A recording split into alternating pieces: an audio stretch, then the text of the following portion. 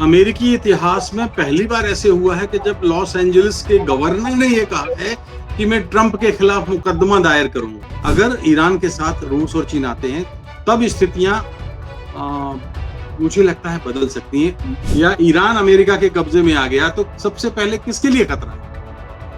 Asia महाद्वीप के रूस के लिए चिंता की बात है, भारत के लिए चिंता की बात है और चीन के लिए चिंता की बात। अब ये ट्रंप की वजह से युद्ध उलझ सा गया है। ट्रंप वहां सत्ता परिवर्तन नहीं चाहते। ट्रंप चाहते हैं कि वहां सरकार बदले, सत्ता बदले और एक ऐसी सरकार वहां आए जो उनके इशारों पर नाचे। भारतीय विदेश नीति के लिए एक गंभीर चुनौती के रूप में ईरान और इजराइल का जो युद्ध है प्रदर्शित कर। नमस्कार, मैं हूं संजीव श्रीवास्तव। आप देख रहे हैं 4 PM न्यूज नेटवर्क।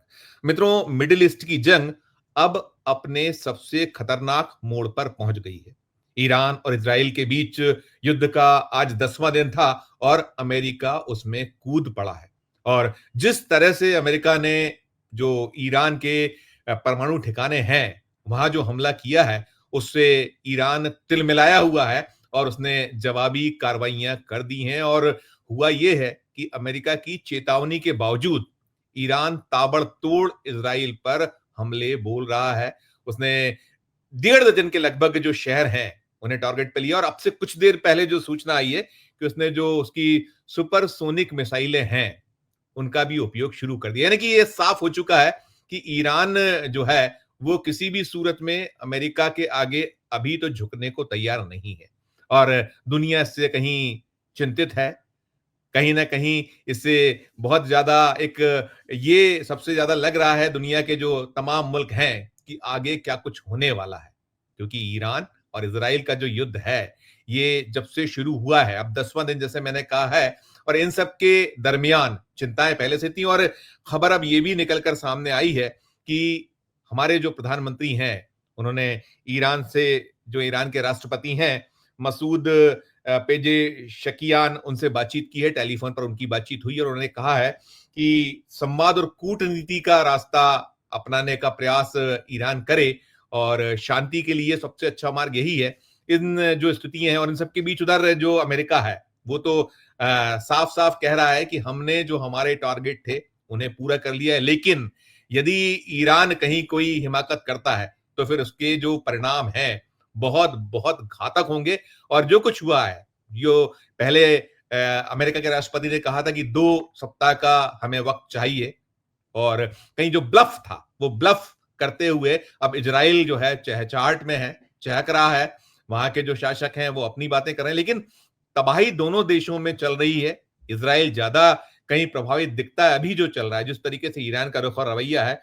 तो जो पूरी स्थितियां हैं, तमाम जो हालात बन गए हैं, जैसा मैंने कहा कि इजराइल कह रहा है हम अपने टारगेट जब तक नहीं पा लेते तब तक शांत बैठने वाले नहीं। ईरान अपनी जो कार्रवाइयां हैं वो कर रहा है और दुनिया के मुल्कों में। और इस बीच में यह है कि ईरान ने संयुक्त राष्ट्र जो है उससे कहीं आग्रह किया है कि वो देखे इंटरनेशनल लॉ का जो वायलेशन हुआ है और भी जो नियमावली है उसका जिस तरीके से यूएस ने उल्लंघन किया। और वो कह रहा है कि दूसरी मर्तबा हुआ है। 13 जो जून है उसमें पहली बार इजराइल ने किया था और अब अमेरिका ने कर दिया है। वो बहुत बहुत तिलमिलाया हुआ है। तो तमाम जो स्थितियां हैं, हालात हैं, और इस बीच में यह भी एक सूचना आ गई है कि पुतिन से मुलाकात ईरान की होने वाली है।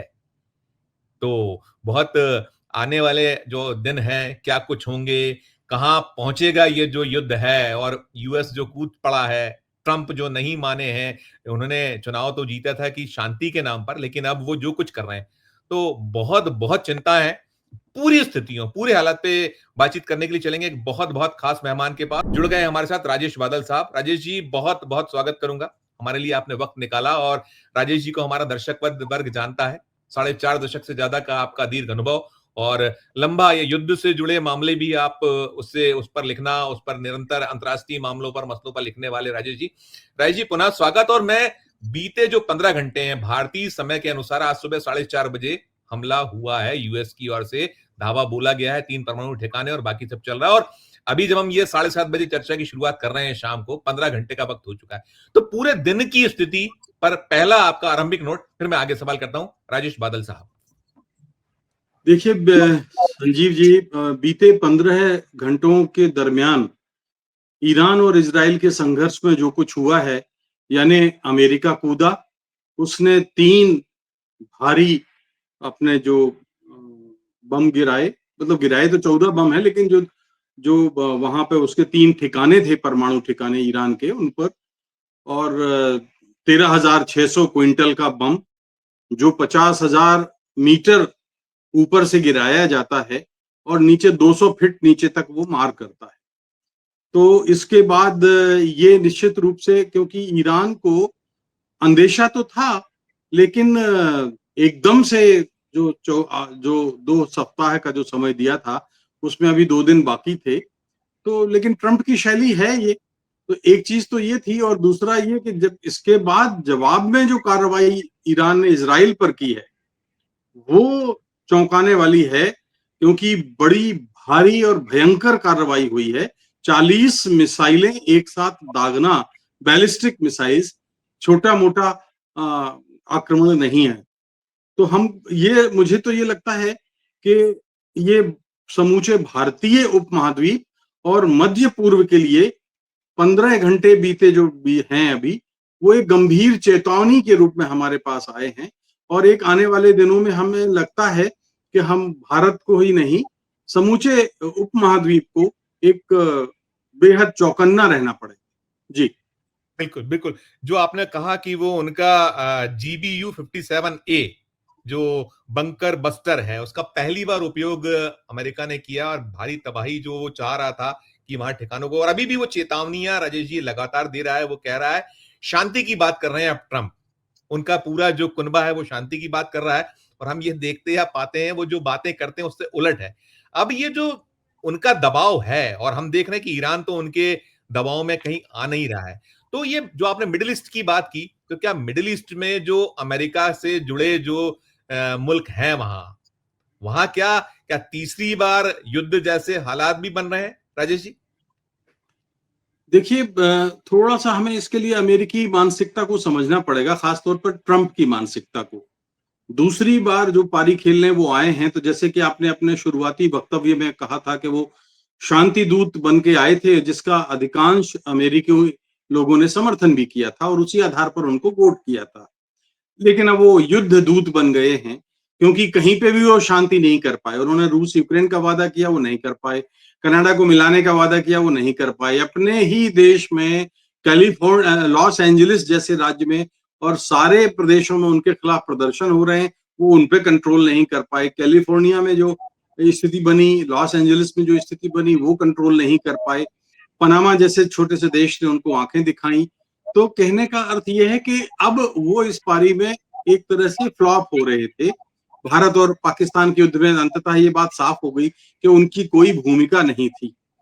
तो ये जो स्थिति बनी है, अब वो शांति की बात करें तो भी कोई फर्क नहीं पड़ता, क्योंकि अगर वो शांति चाहते थे तो वाकई में उनको फिर युद्ध में कूदने की जरूरत क्या थी। एक बार फिर अमेरिका में ये सवाल उठ रहा है। और मैं आपको बता दूं कि समूचे मध्य पूर्व में अमेरिका के 8 स्थायी सैनिक अड्डे हैं और 11 अस्थायी अड्डे हैं।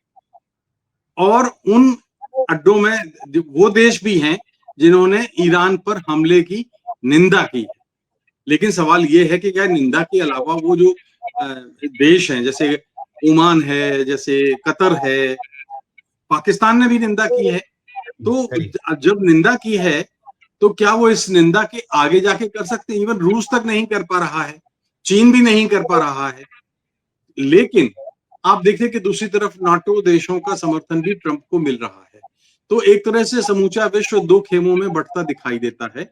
और ऐसी स्थिति में मुझे लगता है कि जो ट्रंप बात कर रहे हैं, वो बात भले ही शांति की करें, लेकिन वो एक ऐसे निर्णायक मोड़ पर ले जाएंगे इस स्थिति को, जहां ईरान में उनकी अपनी एक कठपुतली सरकार हो। ईरान और पाकिस्तान दोनों जगह अभी उनके उस तरह से ठिकाने नहीं हैं, अड्डे नहीं हैं। पाकिस्तान के लिए चीन का दबाव है, और ईरान और का तो देखिए पिछले कई वर्षों से हम देख ही रहे हैं।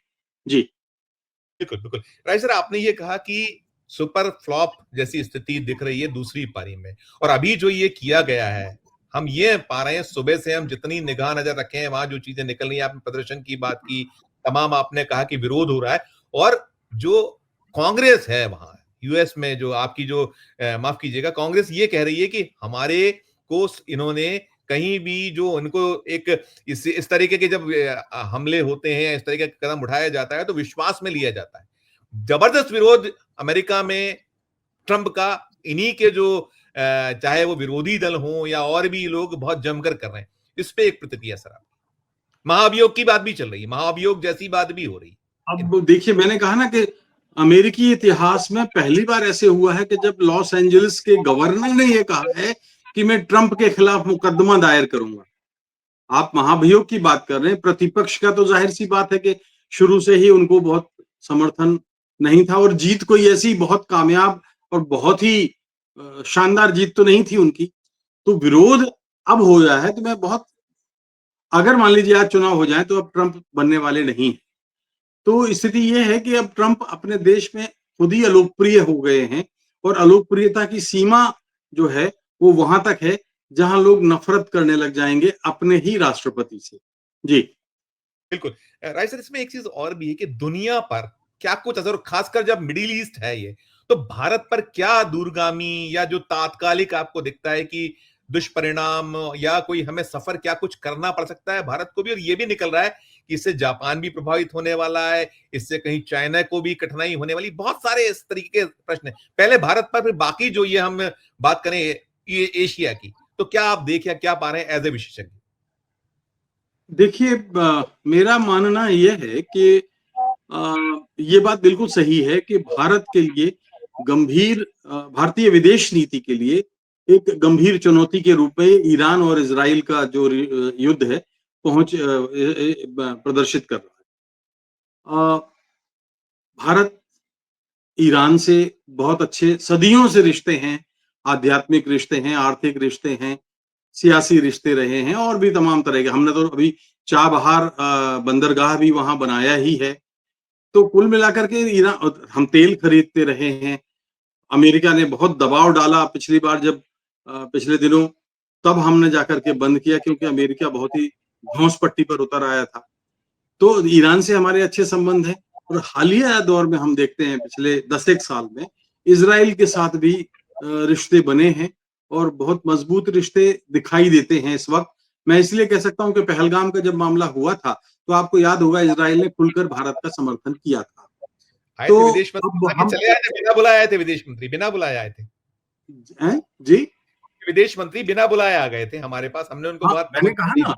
तो मेरे कहने का अर्थ यह है कि भारतीय विदेश नीति सचमुच इस समय एक चुनौती की स्थिति में है। भारत संतुलन बनाने की कोशिश तो कर रहा है, लेकिन मुझे लगता है कि उसकी कामयाबी तब होगी जब वो इजराइल और ईरान को एक साथ बातचीत की मेज पर ले आए, चर्चा के लिए साथ बिठाए और कुछ मध्यस्थता कराए, क्योंकि ईरान अपनी तरफ से समर्पण तो नहीं करने वाला है, और जाहिर सी बात है अमेरिका के कूदने से स्थिति थोड़ी सी पेचीदी और विकट हो गई है। अमेरिका के साथ अलबत्ता हमारा इन दिनों जो रिश्ता है थोड़ा सा फासला बना है। जी राइट राइट, इसमें एक चीज और भी है कि हम ये देख क्या पा रहे हैं, इसमें ठीक है बाकी जो इंटरेस्ट है अपने अपने हैं, ईरान का अपना हित है, इसराइल अपने किसी जो उनके हैं उस पर वो अड़ा हुआ है, लेकिन इन सब के बीच जो इसमें एक, अगर हम देखें कि जो कौमों का एक संघर्ष में जैसे हुआ है कि अब शिया जो वर्ग है बेहद बेहद एक कुपित हो गया है, बहुत ज्यादा नाराज है अमेरिका के कूद जाने के बाद। 57 मुस्लिम देश हैं, तो इसको यदि उस एंगल से देखा जाए, दुनिया के जो मुल्क तमाम है उसमें, तो इनके रिपरकेशंस क्या देखते या पाते हैं आप बादल साहब? देखिए, इसके लिए आपको थोड़ा सा अतीत के दोनों देशों को के रिश्ते देखने पड़ेंगे। इसराइल में नेतन्याहू साहब 25 वर्षों से ईरान के खिलाफ मशाल जलाए हुए हैं, झंडा उठाए हुए हैं, और बीच में वो अपने ही देश में इतने जब हमास ने गाजा पर हमला किया था और उसके बाद सैनिक कार्रवाई जो नेतन्याहू ने की थी, उससे वो अपने देश में लोकप्रिय हो गए थे। अब इस हमले के बाद थोड़ी सी उनकी छवि सुधरी है। तो एक तो ये कि वो लगातार मुस्लिम देशों के खिलाफ अपना कट्टर रवैया दिखा रहे हैं। दूसरी तरफ ईरान के जो राष्ट्रपति, ये सर्वोच्च नेता खामेनेई हैं, वो खामेनेई जो है वो इजराइल के खिलाफ एक तरफा मुहिम छेड़े हुए हैं। तो दोनों देशों का ये अपना इस तरह से जैसे भारत और पाकिस्तान का रिश्ता है, वो वैसा कुछ मामला है। तो ये एक स्थिति थोड़ी सी चुनौती भरी तो है, लेकिन आप देखिए कि अभी अमेरिका कूदा है तो इसका एक अर्थ ये भी निकलता है कि अमेरिका वहां पर, मैंने अभी कहा था कि कठपुतली सरकार चाहेगा, जी और जी मैं जी। बार बार कह रहा हूं कि वहां पर जब तक ये ईरान में ये जो नेतृत्व है वो समाप्त नहीं हो जाता, तब तक वहां कोई शांति बहाली मुश्किल है। 1979 की इस्लामी क्रांति जो हुई थी, उसके बाद ईरान ने एक कट्टर इस्लामी देश का रूप लिया है, लेकिन 1979 के पहले ऐसा नहीं था। ईरान और अमेरिका के रिश्ते भी बड़े अच्छे थे, और वो एक उदारवादी खुला खुला था। और ईरान के जो राजा थे उस वक्त 79 तक, जो फिर बाद में भागकर अमेरिका चले गए थे और अब उनके बेटे वहां रहते हैं, तो वो बहुत ही जो धार्मिक नजरिए से बहुत उदार थे और सहिष्णु थे। जी नहीं, बिल्कुल बिल्कुल, आपने रईस जी जो बात कही, इसी से उद्भुत होता है सवाल कि अमेरिका का इरादा क्या है, और वही चिंता कहीं ना कहीं ईरान को सता रही है। अब जब आज पूछा गया, बहुत एंगल से सवाल हुए हैं, दिन भर से जो चल रहा था, मैंने जैसे कहा कि 15 घंटे से कुछ ज्यादा का वक्त अब हो गया जब हम ये चर्चा कर रहे हैं। अमेरिका जब कूदा है सुबह 4:30 बजे भारतीय समय के अनुसार, जो हमला बोला है, तो वो कह रहे हैं कि हमारा इरादा वहां सत्ता परिवर्तन कतई नहीं है। लेकिन भरोसे लायक कहां बचे हैं ट्रंप? उन्होंने 2 सप्ताह का समय मांगा था, फिर वो उन्होंने अचानक से ये सब कुछ कर डाला। उनका जो ये जो ऑपरेशन मिडनाइट हैमर जो किया गया है, तो अब ये जो उनका ये कहीं आश्वासन देना कि नहीं हम सत्ता परिवर्तन नहीं चाहते हैं, अब क्या ईरान इसको कहीं इस पे विश्वास करेगा? क्योंकि उसका तो रुख और रवैया दिख रहा है साफ साफ, स्पष्ट तौर पर यही है नहीं, कि आपको बिल्कुल कहीं नहीं। बदलना है, पलटना है। मुझे नहीं लगता कि ट्रंप वहां सत्ता परिवर्तन नहीं चाहते। ट्रंप चाहते हैं कि वहां सरकार बदले, सत्ता बदले, और एक ऐसी सरकार वहां आए जो उनके इशारों पर नाचे। और ये थोड़ा सा कठिन काम है, क्योंकि ईरान का रवैया बहुत आसानी से समर्पण करने वाला नहीं है। असल में मुझे जो लगता है कि सबके अपने अपने स्वार्थों का टकराव है। बिल्कुल बिल्कुल। एक तरफ ईरान परमाणु अप्रसार संधि पर का सदस्य है, लेकिन एक शर्त यह भी है कि अगर उस पर कोई इस तरह का उसके परमाणु ठिकानों पर हमला करता है, तो ईरान ने तो पहले साफ साफ कहा है कि मैं शांति चाहता हूं, लेकिन अगर हमला करता है तो वो परमाणु अप्रसार संधि से बाहर आ सकता है, और इसके बाद फिर तो आप चौराहे पर हैं, सब लोग अपने अपने सिग्नल तोड़ रहे हैं। तो फिर अच्छा, ईरान परमाणु अप्रसार संधि का सदस्य नहीं है, लेकिन Iran Israel sorry Israel Israel परमाणु अप्रसार संधि का सदस्य नहीं है, लेकिन वो इस तरह की परमाणु युद्ध की और जंग की स्थितियां बना रहा है। तो ऐसे में मुझे ये लगता है कि तीनों का अपना अपना स्वार्थ है। अमेरिका का स्वार्थ मध्य पूर्व में, समूचे मध्य पूर्व बहुत बड़ा केंद्र है तेल भंडारों का। तो ज्यादातर अब देखिए कि आप बहरीन में उनका, अमेरिका का 5वां नौसेना का अड्डा है, मिस्र में उनका सैनिक अड्डा है, इराक में, जॉर्डन में, कुवैत में, कतर में, सऊदी अरब में और संयुक्त अरब अमीरात में, ऐसे उनके अड्डे हैं। और जहां पर मतलब तेल उत्पादन पर उनका जो है काफी हद तक उनका असर है। ईरान के तेल उत्पादन पर और रूस के तेल उत्पादन पर अभी अमेरिका का नियंत्रण नहीं है। तो मुझे लगता है कि वो एक ऐसी सरकार चाहेंगे जिसमें तेल उत्पादन पर वो अपना नियंत्रण रख सके। जी राइट राइट। आपने जो बात कही, जो ईरान ने यही बात कही है कि जो संयुक्त अमेरिका जो है, यूएसए जो है, उसने जो परमाणु प्रतिष्ठानों पर हमला किया है वो संयुक्त राष्ट्र चार्टर, अंतर्राष्ट्रीय कानून और एनपीटी का गंभीर उल्लंघन है। और उसने कहीं अब अपनी जो गुहार है वो संयुक्त राष्ट्र से लगा दी है। तो आप क्या कुछ जो, और आपने एक बात बहुत स्पष्ट कर दी और हम ये बार बार देख रहे हैं कि अब किसी भी जो ये इस तरीके के नियम है, कानून है, उनकी परवाह नहीं, और अमेरिका नहीं कर रहा है। तो आप मान के चलिए कि ये एक अराजकता के हालात पैदा हो गए हैं, इसमें कुछ बहुत निकलने या कुछ हो पाने की संभावना भी नजर नहीं आती। जो ट्रंप का रुख हम लगातार देख रहे हैं, निरंतर देख रहे हैं। एक टिप्पणी इस पर आपकी छोटी सी।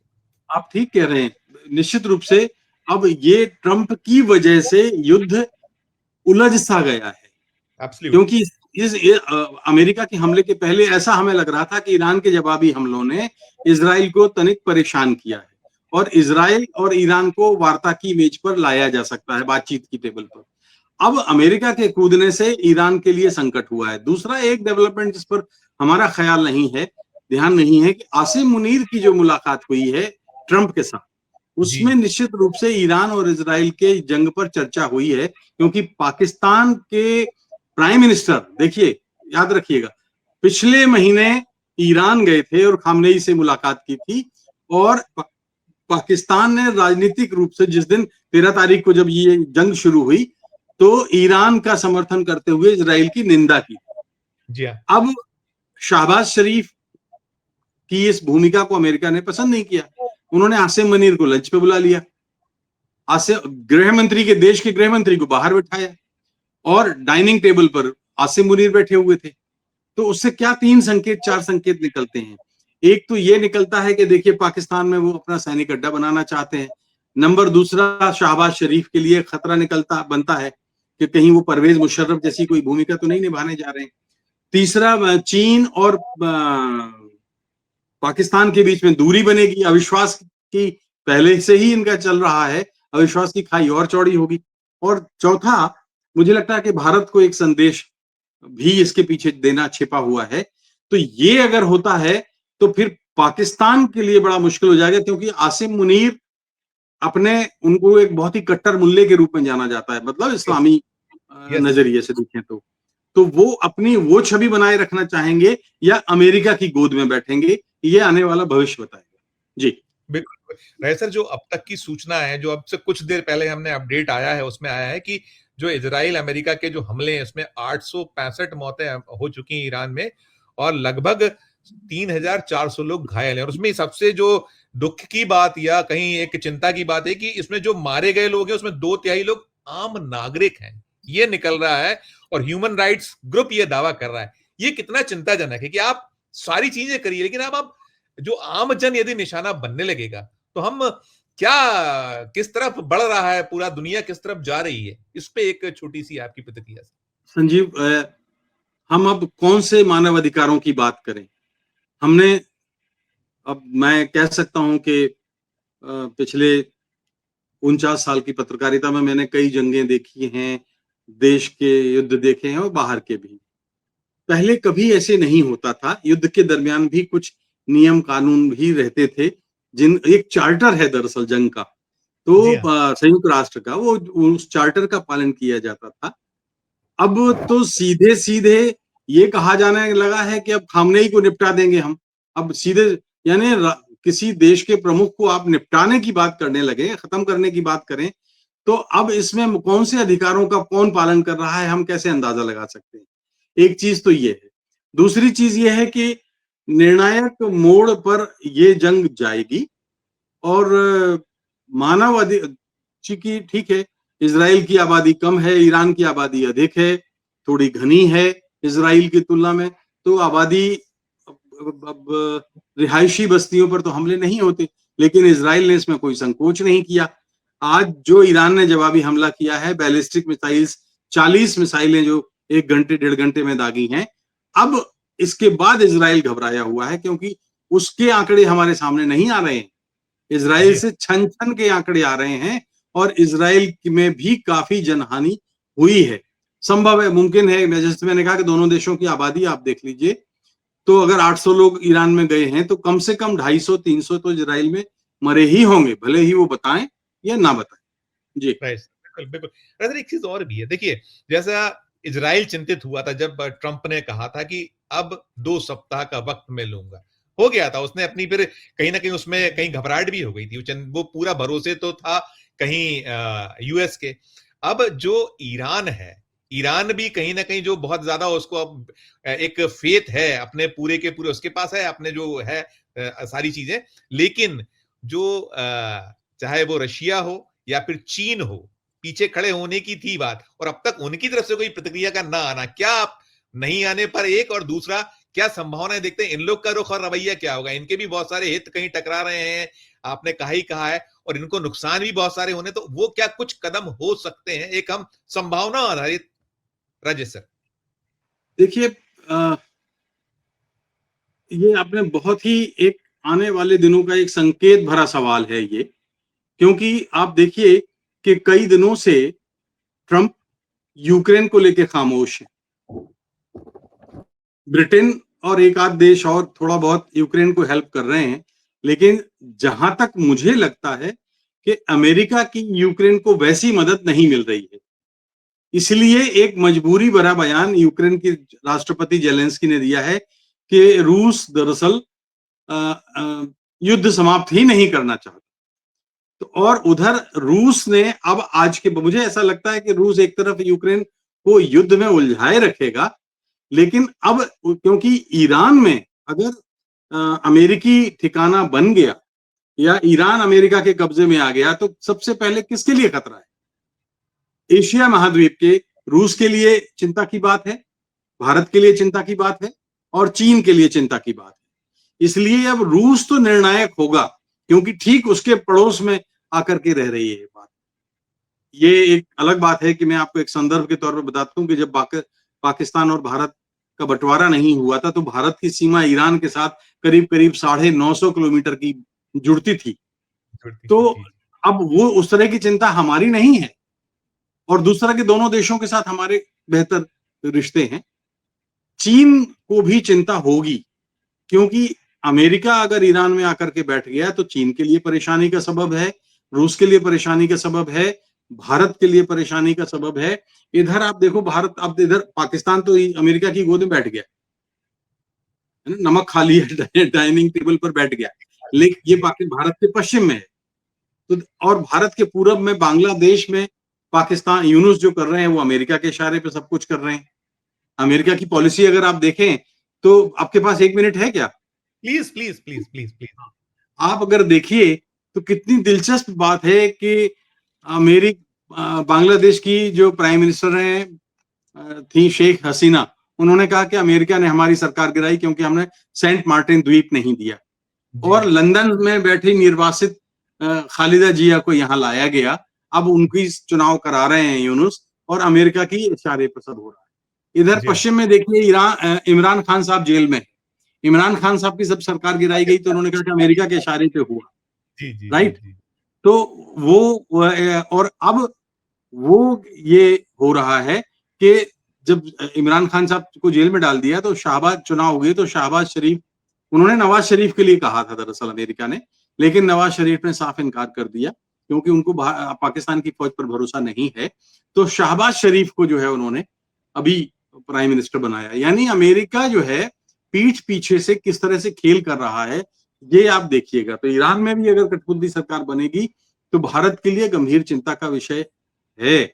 मगर मुझे अभी लगता है कि जो शाहबाज शरीफ वाला जो मामला है वो अमेरिका को परेशान करेगा। जी बिल्कुल। मैं रईस आखिरी सवाल पूछना चाहूंगा। आपने एक तो पूरी तस्वीर स्पष्ट की, और कहीं ना कहीं इसमें है कि अपने अपने जो वर्चस्व की लड़ाई है उसमें आप वेट एंड वॉच कहीं दिखता है कि अभी कहीं ना कहीं रशिया वेट और वॉच में है, चाइना भी वेट एंड वॉच में है कि कैसे मौका मिले, जैसे ट्रंप ने कहीं किया। एक उस पर बहुत छोटी सी प्रतिक्रिया, और दूसरी अब ईरान के ऊपर जिस तरीके का दबाव, वो भी आप अमेरिका से उसकी लड़ने की वैसी क्षमता नहीं है, और वो हमला करेगा तो जैसा अमेरिका ने कहा है उसके पास में ताकत बहुत बहुत महाशक्ति है वो। तो ईरान का अब क्या कुछ कदम हो सकता है? क्या वो बैकफुट पे लौटने जैसी स्थितियां बनेंगी आने वाले 2-4-3 दिन में, 5 दिन में, या वो सरेंडर जैसी स्थिति बनेगी? क्या संभावनाएं देखते हैं? इसी पे समअप करूंगा दोनों चीजों पर कि ये जो वेट एंड वॉच है, जो ये जो बड़े मुल्क हैं, बड़ी कंट्रीज हैं जिन्होंने कहीं उकसाया था, तो इनके क्या रुख रवैया, और दूसरा ईरान क्या कुछ इसका करवट हो सकता है या चलेगा बहुत देर तक, दूर तक, जैसे यूक्रेन और रूस में चल रहा है? देखिए, मुझे लगता है कि ईरान तत्काल फौरी तौर पर तो कोई ऐसा संदेश नहीं देगा कि वो समर्पण के लिए तैयार है या वो झुक रहा है, खासतौर पर अमेरिका के हमले के बाद। सर तो अभी तो ये कम से कम 4-5-6 दिन मुझे लगता है कि तीव्रता आएगी। ईरान ने भी अपने हथियारों का बहुत बड़ा प्रदर्शन अभी तक नहीं किया है। ईरान के पास, ईरान को आप कम ताकतवर मत समझिए कि वो इजराइल के से कम ताकतवर है। उसके पास जो अब देखिए ना कि इजराइल का सबसे मजबूत जो उसका डोम था, एयर सुरक्षा कवच, वो अगर तोड़ दिया ईरान ने, तो आप समझिए कि ईरान अभी कम से कम मेरे ख्याल से तो हफ्ते भर तो संघर्ष करेगा ही, और हफ्ते भर संघर्ष करेगा तो फिर ट्रंप साहब को भी सोचना पड़ेगा, एक बात। दूसरी चीज जो आप कह रहे हैं कि शायद जो बड़े राष्ट्र हैं वो अब क्या सोचेंगे। अब बड़े राष्ट्र और छोटे राष्ट्र में मुझे लगता है कि हम अगर ये भेद ना करें तो बेहतर है, क्योंकि देखिए मिडिल ईस्ट के, मध्य पूर्व के और इस्लामिक बहुत सारे देश अमेरिका के प्रभाव में हैं। अमेरिका उनको फंड करता है, तो हमें ये मानना पड़ेगा कि पक्ष अगर देखें तो अमेरिका का मजबूत है। ईरान के साथ अगर खुलकर रूस आता है, चीन आता है, भारत तो जा नहीं सकता ईरान के साथ। अगर ईरान के साथ रूस और चीन आते हैं तब स्थितियां मुझे लगता है बदल सकती हैं। ऐसा भी मुझे लग रहा है कि रूस और अमेरिका के बीच में यूक्रेन को लेके कहीं ना कहीं अंदर खाने कुछ हुआ है, वहां समाप्त होगा, और रूस और रूस ईरान को मनाएगा 5-6 दिन के बाद। शायद ऐसी कोई स्थिति बन सकती है, क्योंकि आज भी पुतिन और ट्रंप के रिश्ते बहुत अच्छे हैं। जेलेंस्की के और ट्रंप के साथ रिश्ते अच्छे नहीं है। निश्चित निश्चित नहीं, मैं इसमें एक सवाल छोटा सा और बनता है कि क्या ये जो ईरान है हिमाकत कर सकता है, जो जवाबी एक्शन है उसका कार्रवाइयां कर रहा है, तो यूएस के जो ठिकाने हैं जिसको लेकर कहीं ना कहीं ट्रंप साहब भी चिंतित होगा, उनका कुनबा पूरा चिंतित होगा कि देखिए जब डूबता है आदमी तो कुछ भी कर जाता है। तो ऐसा कुछ आप देखते पाते हैं कि कहीं ऐसी कुछ कर जाएगा, हालांकि उसका वो कह रहे हैं कि बहुत घातक बहुत भारी उसके परिणाम उन्हें भोगने होंगे, तो वो कुछ आप देखते हैं? यही समझ कर दूंगा मैं। देखिए ईरान की तरफ से अमेरिका पर कोई आक्रमण होगा मुझे अभी तुरंत तो नहीं लगता, क्योंकि आज जो अमेरिका ने अटैक किया है उसका दुनिया के तमाम देशों ने आलोचना की है, अमेरिकी आक्रमण की, और उन देशों ने आलोचना की है जो अमेरिका के प्रभाव में है। तो एक बात तो ये है, और आलोचना की है तो इसका अर्थ यह है कि अब ईरान अभी देखेगा, और एकदम तो नहीं, जैसे मैंने अभी कहा कि एक हफ्ते चल सकता है। हाँ, अचानक कोई ऐसा अप्रत्याशित आक्रमण या प्रत्याक्रमण हो जाए तो मैं नहीं कह सकता, लेकिन मुझे लगता है कि अभी अमेरिका पर आक्रमण से, हमले से ईरान बचेगा। वो एक परसेप्शन बनने देगा समूचे विश्व में कि देखो अमेरिका ये कर रहा है, अमेरिका ये कर रहा है। Right sir, right. तो ये ईरान के प्रति सहानुभूति बन सकती है। बिल्कुल बिल्कुल बिल्कुल नहीं, ठीक कह रहे हैं आप। बनी हुई है, अभी भी जो आ रहे हैं दुनिया के जो मुल्क हैं वो कहीं ना कहीं इस चीज को तो धता बता ही रहे हैं कि अमेरिका ने ठीक नहीं किया, जो वो अंतर्राष्ट्रीय कानून है उसका उल्लंघन, तमाम जो नियम है उनकी अनदेखी, तमाम आरोप लग रहे हैं और निश्चित तौर पर। लेकिन कुल मिलाकर हालात बेहद बेहद चिंताजनक है, जैसा आपने कहीं प्रकट किया, और जो भारत के लिए बहुत ज्यादा चिंता का सबब है। अगर ये आगे होता है तो निश्चित तौर पर जो हम 142 करोड़ का मुल्क है भारत, उसको बहुत कुछ सफर करना पड़ सकता है। बाकी दुनिया के जो देश हैं, बड़े देश, छोटे देश, वो करेंगे ही करेंगे, और कुछ एक किस रास्ते पर ये जाएगा उसको लेकर चिंता हम सबकी लाजमी है। राय सर, आपने वक्त दिया, बहुत सारा हमारे दर्शकों को पूरे जो दृश्य है बीते 15 घंटों का उसको समझाया। आपका धन्यवाद, बहुत बहुत आभार। हम फिर आपसे कभी जो इसी मसले पर 1-2 दिन में होता है हम पुनः जोड़ेंगे, आपसे आग्रह करेंगे कि हमारे दर्शकों को बताइए। शुक्रिया, धन्यवाद, आभार सर। धन्यवाद संजीव जी। तो मित्रों, ये थे राजेश बादल साहब, जिन्होंने पूरा जो एक उनका उनके पास अनुभव है उसे आपके सामने उड़ेल दिया है, और निश्चित तौर पर वो कह रहे हैं कि ठीक है, अभी वेट एंड वॉच की मुद्रा में लगभग लगभग, चाहे वो ईरान हो, अभी यूएस पे हमला करेगा इसकी संभावनाएं बहुत बहुत कम है, और ऐसे ही जो चाहे वो पुतिन हो यानी कि रशिया हो और चीन हो, वो भी देख रहे हैं कि क्या कुछ कदम उठाना है। इधर ट्रंप तो जो कर रहे हैं सो कर रहे हैं, और चिंता जो दुनिया भर में इससे लेकर बनी हुई है वो बहुत बहुत लाजमी है, और आने वाले जो दिन हैं उसमें चीजें जब निकलेंगी तो और चीजें सामने आएंगी, और हम इस तरह की चर्चाएं आप तक पहुंचाते रहेंगे, बात करते रहेंगे। ये चर्चा आपको कैसी लगी, हमारे इस वीडियो के कमेंट बॉक्स में जाकर जरूर अपनी राय प्रकट कीजिएगा कि क्या ये जो ट्रंप हैं, इनकी जो ये चौधराहट है और जिस तरीके का कदम है, ये उचित है कि सब हर तरफ बदसरना हो रही है, उनके अपने मुल्क में हो रही है। कीजिएगा टिप्पणी, और अच्छी लगे चर्चा तो चैनल को लाइक कीजिएगा, सब्सक्राइब कीजिएगा, ज्वाइन का बटन दबाइएगा, तो और हमारी हौसला अफजाई होगी। प्यार और स्नेह बना रखिए और देखते रहिए 4 PM न्यूज नेटवर्क। धन्यवाद, नमस्कार।